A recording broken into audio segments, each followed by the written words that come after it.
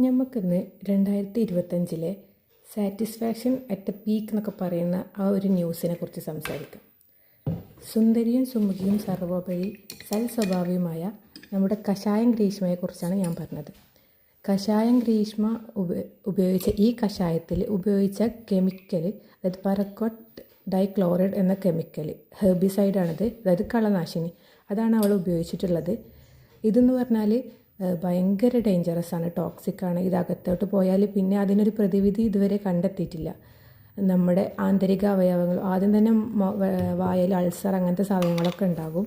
പിന്നെ അത് ആന്തരിക അവയവങ്ങളൊക്കെ പെട്ടെന്ന് തന്നെ ബാധിച്ചാണ്ട് വേഗം മരണത്തിന് കാരണമാക്കുന്നുണ്ട്.